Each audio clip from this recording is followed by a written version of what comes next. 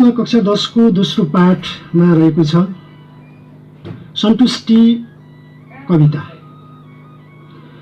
जुन कवि भरतराज पन्तले रचना गरेको दोस्रो पाठमा रहेको कविताको शीर्षक रहेको छ सन्तुष्टि। एउटा मात्रै शब्द छ, भाइहरूलाई थाहा भयो। सन्तुष्टि भनेको के होला भन्ने जिज्ञासा लाग्न सक्छ। म सुरुमा यो शब्दबाटै प्रवेश गरौँ। सन्तुष्टि भनेको भाइहरूलाई पनि थाहा नै छ, खुसी, आनन्द, प्रसन्न हुने जुन भाव छ त्यसलाई चाहिँ के भनिन्छ त भन्दा सन्तुष्टि भनिन्छ। ल हेर्नुहोस् त भाइबहिनीहरू, सुरुमा नै सन्तुष्टि भनेको कसरी खुसी हुन सकिन्छ, कसरी आनन्द लिन सकिन्छ वा हामी कसरी प्रसन्न हुने भन्ने प्रसङ्ग नै यस विषयभित्र अथवा यो कविताभित्रको श्लोकहरूले बताउँछ भन्ने कुरा यहाँहरूको जिज्ञासा लाग्न सक्छ। र यो सन्तुष्टि भन्ने शब्द तुष्टि भन्ने शब्दको अगाडि अथवा उपसर्ग सम भन्ने लागेर सम प्लस तुष्टि भएर सन्तुष्टि भएको भाइहरू। यसरी एउटा मात्रै शब्दबाट शीर्षक चयन गरेर भरतराज पन्तले यो निकै नै जीवन र जगतसँग सम्बन्धित भएर महत्त्वपूर्ण पंक्तिमा एक खालको चाहिँ पावर चरणहरूलाई समावेश गरेर रचना गर्ने काम गरेका छन् भाइहरू। आज म यो सन्तुष्टि भन्ने कविता खास गरेर भाइहरूलाई यसको लयबोध गर्ने कुरा र भावबोध भनेपछि बुझ्नुहुन्छ यहाँहरूले अर्थबोध, यो कविताभित्रका पंक्तिहरूले कस्तो खालको चाहिँ अर्थलाई बोध गराउन कोसिस गरेका छन् अथवा यो कवितालाई कसरी लय हालेर अब वाचन गर्न सकिन्छ भन्ने कुरा नै आजको मुख्य पाठ्यवस्तु रहने कुरा पनि भाइहरूलाई जानकारी गराउँछु। भाइबहिनीहरू, यो सन्तुष्टि भन्ने कविता खास गरी यो छन्दमा लेखिएको कविता हो। छन्द भनेपछि शास्त्रीय छन्दभित्र पनि यो चाहिँ अनुष्टुप छन्दमा चाहिँ संरचना गरिएको छ। अब यो अनुष्टुप छन्दमा भएको कविता जहिले सुकै भाकामा अब लय वाचन गर्नुपर्ने हुन्छ। त्यसैले यो अनुष्टुप छन्दको कवितामा प्रत्येक 8 अक्षरमा विश्राम गर्नुपर्ने 2 श्लोक रहन्छ, जसमा 16 अक्षरमा पूर्ण विश्राम हुन्छ भने 8 अक्षरमा यसको अर्ध विश्राम रहने कुरा रहन्छ भाइबहिनीहरू। यो विस्तारै तपाईँहरू चाहिँ बुझ्दै जानुहुनेछ। त्योभन्दा अगाडि म भाइबहिनीहरूलाई यो सन्तुष्टि कविता लेख्ने कवि भरतराज पन्तको परिचयको बारेमा छोटो जानकारी दिलाउन चाहन्छु भाइबहिनीहरू। सन्तुष्टि कविताका लेखक कवि भरतराज पन्तको जन्म विक्रम सम्वत 1986 असार 30 गते काठमाडौँमा भएको हो भाइबहिनी। भरतराज पन्तको जन्म विक्रम सम्वत 1986 असार 30 गते काठमाडौँमा भयो। उनको शिक्षालाई हेर्दा उनले आचार्यसम्मको चाहिँ शिक्षा हासिल गरे र पछिल्लो चरणमा नेपाली विषयबाट एमए उत्तीर्ण गरे।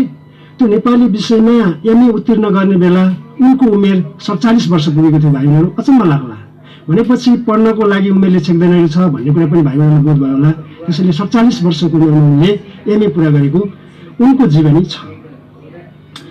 उनको लेखन विधालाई भन्नुहुन्छ भने कुन विधामा कलम चलेको छ भन्दा उनले गीत लेखेका छन्, कविता, खण्डकाव्य, महाकाव्य, निबन्ध, प्रबन्ध, कथा, समालोचना आदि विधामा उनले कलम चलाएका छन्।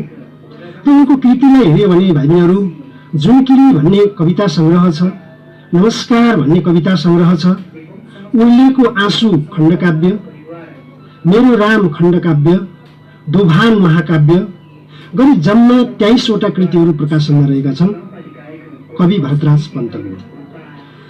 र उनको निधन विक्रम सम्वत 2065 साल वैशाख 18 गते काठमाडौँमा नै भयो। यो तपाईँ छोटो कविको परिचय।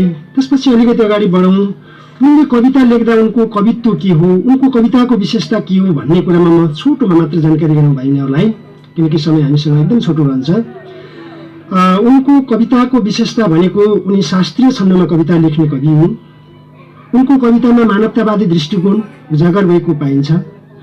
उनको कवितामा प्रकृतिको चित्रण पाइने भएका हुनाले उनलाई प्रकृति प्रेमी कविको रूपमा पनि चिन्न सकिन्छ।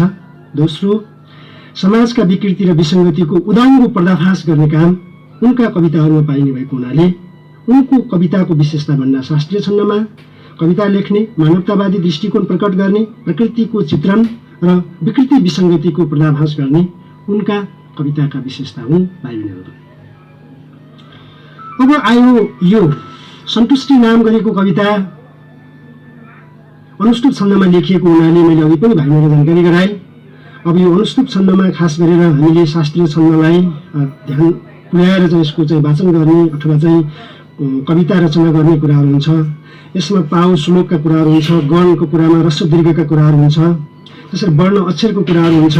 यी कुराहरूलाई चाहिँ भाइ बहिनीले बिस्तारै सिक्दै जानुहुनेछ। मैले यति कुरा जानकारी गराएँ। र अब यो सन्तुष्टि कविता भन्ने पाठ आउनुभन्दा अगाडि म भाइ बहिनीहरूलाई अलिकति यस विषयमा जानकारी गराउँ। मान्छेलाई धेरै धन सम्पत्ति कमाएपछि सन्तुष्टि हुन्छ कि, अथवा ठुल्ठुलो पद प्रतिष्ठामा पुगेपछि सन्तुष्टि हुन्छ कि, धेरै पढेर लेखेर प्रमाणपत्र हात पारेपछि सन्तुष्टि हुन्छ कि, के गर्दा मान्छेलाई सन्तुष्टि हुन्छ भनेको खुसी हुन्छ, आनन्द हुन्छ, प्रसन्न हुन्छ भन्ने कुराकै सेरोफेरोमा रहेर यो कविता लेखिएको हुनाले यति भन्दै गर्दा भाइ बहिनीमा लाग्यो होला यो सन्तुष्टिको बिन्दु कहाँ हो, के हो भन्ने कुरालाई यसले चाहिँ जोड दिन खोजेको छ भाइ बहिनी। भनेको मान्छेको जीवनमा खाने लाउने कुराहरू हुन्छ, सुख सोयल मोज मस्तीका कुराहरू हुन्छ।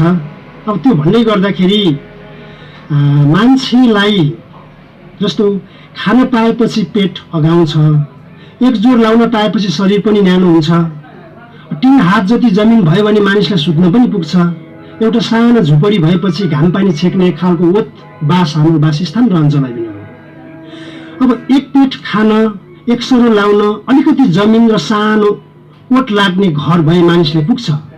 आफ्नो काम आफै गरी स्वावलम्बी बनी परिश्रम गर्नुपर्छ। मित्रता र मिजाजलाई सबै ठोक ठान्नुपर्छ। घुस लिने, अरूलाई अन्याय गर्ने, लोभी पापी हुने कार्य गर्न हुँदैन। अरूको खोसेर खानु अपराध ठान्ने कुरा कविले व्यक्त गरेका छन्। त्यसै गरी पृथ्वीलाई नै स्वर्ग ठान्ने कवि स्वावलम्बी र दयालु, श्रममा विश्वास गर्ने, चिन्तन बोकेका व्यक्ति हुन् भन्ने कुराको चाहिँ अनुमान यो कविता पढिसकेपछि हामीलाई त्यसको अनुमान गर्न सकिन्छ भाइ बहिनीहरू। त्यसैले म यति भन्दै गर्दाखेरि भाइ बहिनीहरूलाई जस्तो हामीमा के छ त भन्दा विभिन्न खालका चाहिँ ज्ञानेन्द्रिय अङ्गहरू छन्। दुवै कुरा हेर्नको लागि आँखाहरू छ, सुन्ने हामीसँग कान छ र नाकले सुगन्ध दुर्गन्ध चिन्न सक्नुपर्छ, जिब्रोले रहस्यको गहिराइमा ओकल्नु पर्छ, हात खुट्टा हामीसँग छ र तीले ठिक ठिक काम गर्न आवश्यक छ। यी कुराहरूलाई यस कविताभित्र महत्त्वपूर्ण रूपमा जीवन दर्शनको कुरालाई पनि समावेश गरेर हामीलाई महत्त्वपूर्ण शिक्षा र सन्देश प्रदान गर्न कवि पन्त सशक्त रूपमा लागेको अवस्था देखिन्छ भाइ बहिनीहरू। अब यति कुरा अलिकति म पृष्ठभूमिमा भाइ बहिनीहरूलाई जानकारी गराइसकेपछि यो पाठ 2 मा रहेको सन्तुष्टि कवितालाई कसरी लय हालेर यसलाई चाहिँ वाचन गर्ने भन्ने कुराको अभ्यास पनि गराउनेछु। त्यसै गरी यो जम्मा 14वटा श्लोकहरू छ। यो 14वटा श्लोकभित्रको भाव के हो, यसको अर्थ आशय के हो भन्ने कुरामा पनि म भाइ बहिनीहरूलाई चाहिँ जानकारी दिलाउनेछु।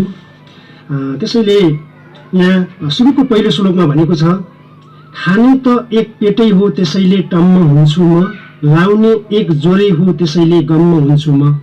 अब यो अनुष्टुप छन्द मैले अघि पनि भनिहालेँ, छन्दमा नियममा बाँधिएको कुनै पनि चाहिँ कृतिलाई अथवा चाहिँ रचनालाई हामीले यसरी कथा पढे जस्तो, निबन्ध पढे जस्तो चाहिँ होइन भाइ बहिनीहरू।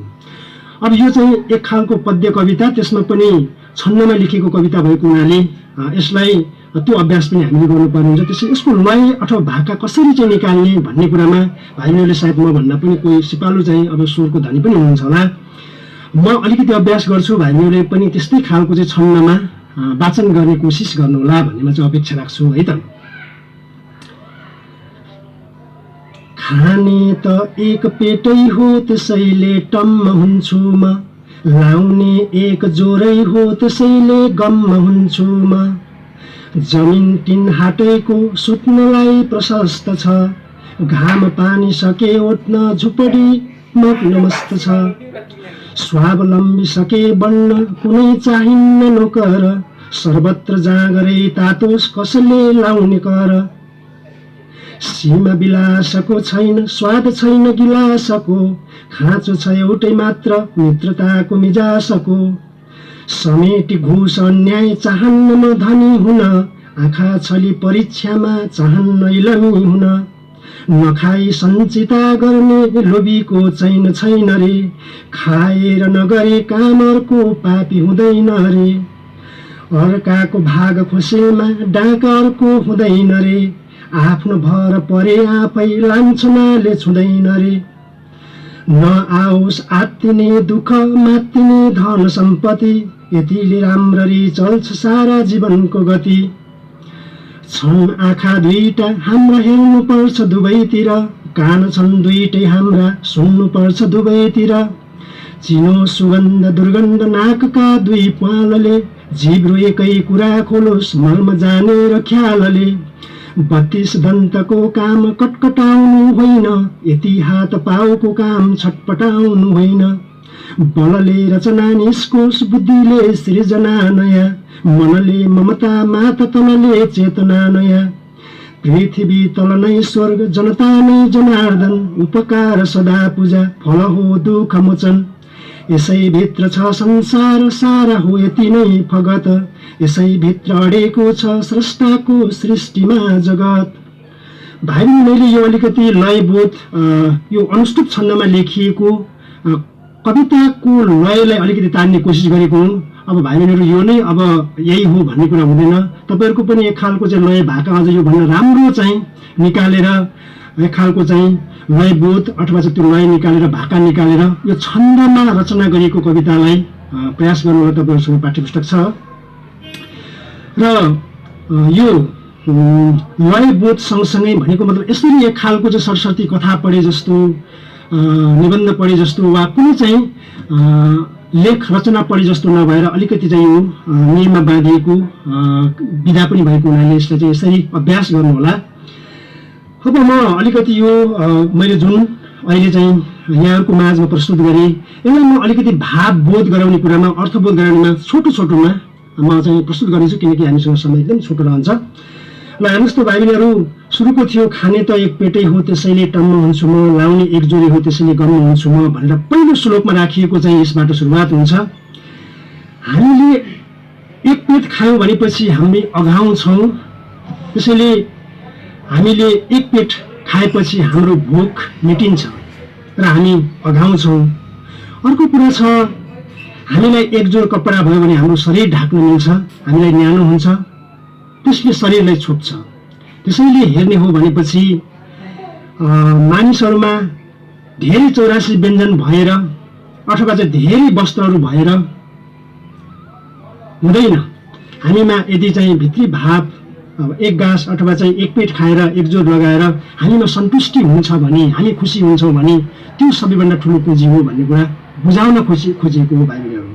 त्यसैले अलिकति अगाडि बढ्नु। जमिन 3 हाटेको सुत्नलाई प्रशस्त छ, घाम पानी सकि ओत्न झुपडी मग्न मस्त छ। ल हेर्नुहोस् त भाइ बहिनीहरू, हाम्रो शरीरको बनावट वा अवयवलाई हेर्दाखेरि हामीलाई 3 हात जति जमिन भएपछि हामीलाई चाहिँ सुत्नको लागि पर्याप्त ठाउँ रहन्छ, न कि थुप्रै थुप्रै हामीलाई जमिन ठाउँ चाहिने कुरा होइन। र घाम पानी छेक्नको लागि सानो झुपडी भई पुग्छ। भन्न खोजेको कुरा के हो त भनेपछि प्रशस्त जग्गा जमिन ठुला घर बङ्गलाहरू भएर यदि उसभित्र असन्तुष्टि छ भनेपछि ऊभित्र एक खालको चाहिँ आनन्दको अनुभूति छैन भने उसले नर्क भोगिराखेको हुन्छ। त्यसैले ठुल्ठुला बङ्गलामा बसेर रातिमा निद्रा नलाग्नु, समयमा भोक नलाग्नु, त्यो सबैभन्दा ठुलो के हो त भन्दा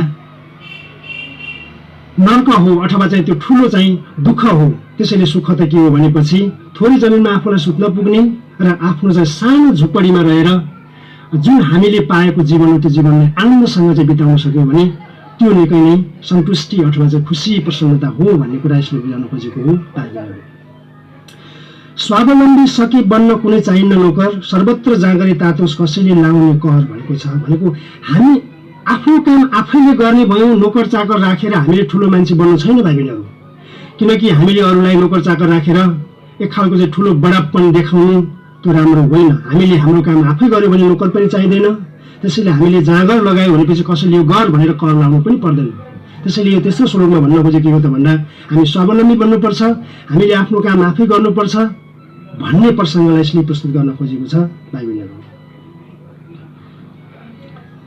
सीमा विलासको छैन, स्वाद छैन गिलासको, खाँचो छ एउटै मात्र मित्रताको मिजासको। ल हेर्नुहोस् त भाइ बहिनीहरू, विलास भनेको भोग विलास गर्ने, आनन्द लिनेको सीमा छैन। कतिसम्मको चाहिँ 84 व्यञ्जन लिएर चाहिँ आनन्द लिने, मलाई यति भो पुग्यो भनेर अहिलेसम्म कहीँ पनि फेला परेको छैन। त्यसैले भोग विलास गर्नेको चाहिँ यतिसम्म निश्चित बिन्दु नभएको हुनाले यसको कुनै सीमा छैन। र खाँचो के छ त भन्दा सबैसँग मिजासिलो व्यवहार गर्ने, मित्रको व्यवहार गर्ने, मित्रवत व्यवहार गर्ने भने हामी सबैबाट प्रिय पात्रको रूपमा रहन्छौँ। त्यसैले हामीले मित्रताका हातहरूलाई अगाडि फैलाउनु पर्छ, न कि हामीले चाहिँ भोग विलासको कुनै सीमा नभएको हुनाले त्यतापट्टि ध्यान दिन जरुरी छैन भन्ने कुरा यस श्लोकको मुख्य आशय रहेको देखिन्छ भाइ बहिनीहरू। अब 5औं श्लोकमा छ, समेटी घुस अन्याय चाहन्न म धनी हुन, आँखा छली परीक्षामा चाहन्न इलमी हुन भनेको छ। ल हेर्नुहोस् त भाइ बहिनीहरू, धनी बन्ने, त्यसपछि सम्पन्न मान्छे बन्ने, जमिनदार बन्ने, ठुलो बडापन बन्ने जुन खालको चाहिँ चाहना छ, त्यो चाहना के हो त भन्दा घुस लिएर अथवा अरूहरूलाई दुःख दिएर, अन्याय गरेर, अत्याचार गरेर त्यस्तो धनी हुनुको कुनै अर्थ रहँदैन।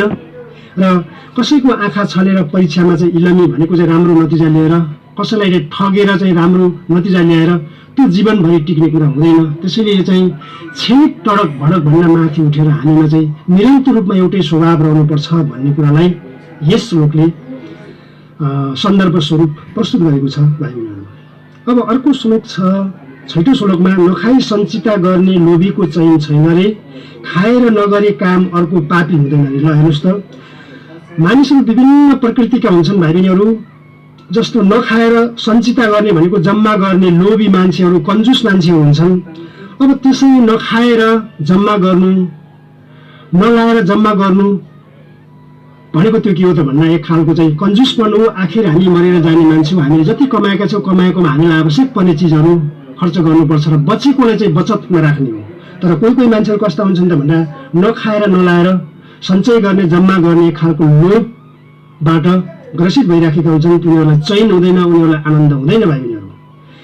त्यसैले खाएर नगरे काम अर्को पापी हुँदैन रे। कोही कोही मान्छेहरू फेरि खाएर गर्नुपर्ने काम पनि नगरिराखेको अवस्था देखिन्छ। ती मान्छेहरू के हुन् त भन्दा पापी मान्छेहरू हुन् भनेर बुझ्न सकिन्छ। त्यसैले यस्ता दुई प्रकृतिका मान्छेहरू छन् भाइ बहिनीहरू। एउटा चाहिँ नखाएर नलाएर चाहिँ सञ्चय गर्ने, जम्मा गर्ने लोभी प्रवृत्तिका छन् भने कोही मान्छेहरू चाहिँ खाएर पनि काम नगर्ने प्रवृत्तिका छन्। त्यसैले यो दुईटै अतितिर गइराखेको, अतिवादतिर गइराखेको मानव समुदायले पनि यसले चाहिँ सन्देश प्रवाह गरेको छ भाइ बहिनीहरू। अर्को श्लोकमा जाउँ भाइ बहिनीहरू। 7औं श्लोक छ, अर्काको भाग खोसेमा डाका अर्को हुँदैन रे, आफ्नो भर परे आफै लान्छनाले छुँदैन रे। ल हेर्नुहोस् त, अब चोर डाका खोज्नको लागि छुट्टै ठाउँ जान पर्दैन। जसले अर्काको भाग खोज्छ त्यो मान्छे डाका हो। त्यसैले त्यस्तो डाका डकैती गर्ने प्रवृत्ति अनि आफ्नो भर परेपछि कुनै पनि लान्छना, कुनै पनि आरोप प्रत्यारोप आउने कुरा हुँदैन। किनकि हामी आफ्नो खुट्टामा आफै उभिएका छौँ, आफ्नो काम हामी आफै गर्छौँ भने कसैको भर पर्दैन भनेपछि कसैले लान्छना लगाउँदैमा, दोष लगाउँदैमा हामी चाहिँ दोषी बन्ने कुरा हुँदैन। त्यसैले यी सबै कुरा हामीभित्र निहित हुने कुरा हो भन्ने कुरा यस श्लोकले प्रस्तुत गरेको छ भाइ बहिनीहरू। अर्को श्लोक छ भाइ बहिनीहरू, अलि महत्त्वपूर्ण श्लोक पनि छ। प्रायः जसो जाँचको दृष्टिकोणले पनि आउने गरिराखेको हुन्छ, कहिलेकाहीँ सप्रसँग व्याख्यामा पनि आउँछ। त्यसैले सुन्नुहोस् है त, नआओस् आत्तिने दुःख मात्तिने धन सम्पत्ति, यतिले राम्ररी चल्छ सारा जीवनको गति भन्ने चाहिँ श्लोक छ यो 8औं श्लोकमा। अब जीवनमा दुःख मात्रै आउँदैन, सुख पनि आउँछ भाइ बहिनीहरू, र सुख मात्रै रहँदैन, दुःख पनि आउँछ। त्यसैले यो घाम छाया जस्तो यो मान्छेको जीवनमा सुख दुःख भन्ने कुरा। त्यसैले मान्छेको प्रवृत्ति कस्तो हुन्छ त भन्दा दुःख आयो भनेपछि आत्तिहाल्ने, छटपटाइहाल्ने, हरेस खाइहाल्ने प्रवृत्ति हुन्छ भने अलि बढी धन सम्पत्ति पद प्रतिष्ठा पायो भने फेरि अलि मात्तिने प्रवृत्ति पनि हुन्छ। त्यसैले दुईटै कुरालाई चाहिँ मैले मलाई आपत पर्यो, दुःख पर्यो भन्नेमा आत्तिने कुरा र बढी भयो भनेर मात्तिने कुरा, यी के हुन् त भन्दा कर्कलाको पानी जस्तै हुन्, लामो समयसम्म टिक्न सक्दैनन्। त्यसैले दुईटै कुरालाई बुझेर हामीले सन्तुलित जीवन बिताउन जरुरी छ। त्यसैले सुखमा पनि दुःखमा पनि एउटै खालको सहज जीवन यापन गर्ने बानीको विकास गर्न हामीलाई जरुरी छ। यसरी चाहिँ जीवन चलाउने कुरा, जीवन चल्ने कुरामा सजग र सचेत हुने कुरालाई चाहिँ यस पंक्तिले प्रस्तुत गरेको छ भाइ बहिनीहरू।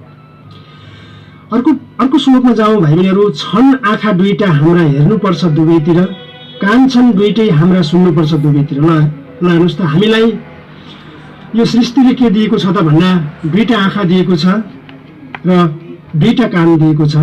यी ज्ञानेन्द्रियहरू हुन् र ज्ञानेन्द्रियले ठिक ठिक ढङ्गले काम गर्नुपर्छ भन्ने कुरा हामी सबैलाई थाहा छ। त्यसैले दुईटा आँखा किन दिएको त भन्दा ठिक ठिक ढङ्गले हेर्नको लागि त्यो दुईटा आँखा दिएको हो। त्यसै गरेर दुईटा पनि कान छ, त्यो दुईटा कानले पनि ठिक ठिक सुन्नुहोस्। त्यसैले हामीले गलत सुनाइ गऱ्यौँ भनेपछि त्यसको चाहिँ असर नकारात्मक परिणाम हामीले पाउँछौँ। हेर्ने कुरामा पनि के हो त भन्दा सकारात्मक हेराइ होइन नकारात्मक हेराइ हेऱ्यौँ भनेपछि त्यसले हाम्रो जीवनलाई बर्बाद पार्छ। त्यसैले हाम्रो हेराइ हाम्रो सुनाइ ठिक ठिक ढङ्गको भएन अथवा चाहिँ हाम्रो जीवनसँग मिल्दोजुल्दो भएन भनेपछि यसले जीवनमा चाहिँ ठुलो क्षति पुर्याउँछ। त्यसैले त्यो कुरालाई सजग रहँदै हेर्ने कुरा र सुन्ने कुरालाई यस श्लोकले असाध्य मार्मिक रूपमा प्रस्तुत गर्न खोजेको कुरा छ।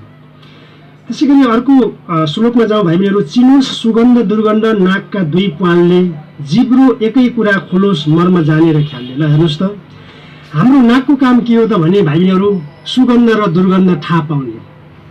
किनकि सुगन्ध र दुर्गन्ध नाकका प्वालले थाहा पाउने गर्छ। र जिब्रोले के हो त भन्दा तितो वा मिठो छुट्याउने चाहिँ एउटा महत्त्वपूर्ण अङ्ग हो। त्यसैले हामीले यो वास्तविक रूपमा रहेको जीवनका चाहिँ आरोह अवरोह घटना परिघटनाहरूलाई चाहिँ राम्रोसँग बुझेर गर्नुपर्छ र हाम्रा यी ज्ञानेन्द्रियहरूलाई हाम्रा कर्मेन्द्रियहरूलाई ठिक ठिक ढङ्गले सञ्चालन गरेनौँ नियन्त्रण गरेनौँ भनेपछि यिनीहरूले चाहिँ हाम्रो जीवनलाई फेरि उत्थानको बाटोतिर होइन पतनको बाटोतिर लैजान सक्छन् भन्ने कुरालाई बुझाउन खोजेको हो भाइ बहिनीहरू। अलिकति अगाडि बढौँ अर्को श्लोकमा 11औं श्लोकमा जाउँ भाइ बहिनीहरू। 32 दन्तको काम कटाउनु होइन, यी हात पाउको काम छटपटाउनु होइन। ल हेर्नुहोस् त भाइ बहिनीहरू हाम्रो यो 32 दन्त यति शोभनीय हुन्छ, त्यसैले यो शोभाको लागि हो। त्यसै गरेर चाहिँ कुनै पनि खानेकुराहरू खानको लागि हो।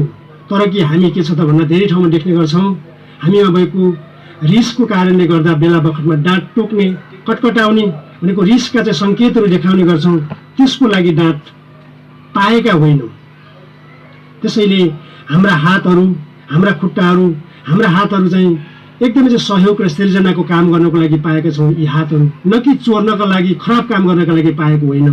त्यसै गरेर हाम्रा खुट्टाहरू पनि ठिक ठिक ठाउँमा चाहिँ कदम चाल्नको लागि पाएका हौँ, न कि चोर्नको निम्ति अथवा गलत कुकृत्य गर्नको लागि पाएको होइन यो खुट्टाहरू। त्यसैले हाम्रा यी हातहरू हाम्रा यी खुट्टाहरू आँखा कान नाक जिब्रो दाँत जति पनि हामीलाई परमात्माले दिएका छन्, परमात्माले दिएका यी चिजहरूलाई ठिक ठिक ढङ्गले सही ढङ्गले हामीले जीवनमा प्रयोग गऱ्यौँ भने अवश्य पनि हाम्रो जीवन फुल्छ फल्छ र एउटा चाहिँ हामीले अर्थपूर्ण जीवन भेटाउन सक्छौँ जिउन सक्छौँ भन्ने कुरा कवि भरतराज पन्तले मार्मिक रूपमा यसको आशय प्रकट गर्न खोजेका छन्।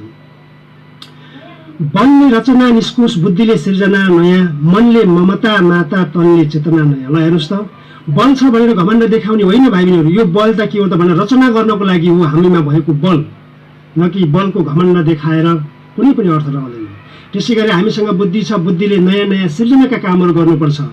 त्यसैले हामीसँग भएको बल हामीसँग भएको बुद्धि रचनाको लागि सृजनाको लागि नयाँ नयाँ काम गर्नको लागि चाहिँ प्रयोग गर्नुपर्छ र हाम्रो मनमा एक खालको चाहिँ माया ममता भन्ने कुरा हुनुपर्छ। हाम्रो तनलाई त्यो चेतना हुन जरुरी छ। त्यसैले यी कुराहरू हामीभित्र नदेखिने जुन शक्तिको रूपमा रहेका छन् यी शक्तिहरूलाई चाहिँ सदुपयोग गर्न जान्यौँ भने यिनले हामीलाई अवश्य पनि उन्नति र प्रगतिको दिशातर्फ पुर्याउने कुरामा कुनै दुई मत रहन सक्दैन। अर्को फेरि 13औं श्लोकमा रहेको छ भाइ बहिनीहरू। यो श्लोक पनि के हो त भन्दाखेरि 13औं श्लोकमा पनि महत्त्वपूर्ण छ। पृथ्वी तल नै स्वर्ग जनता नै जनार्दन उपकार सदा पूजा फल हो दुःख मोचन भनेको छ।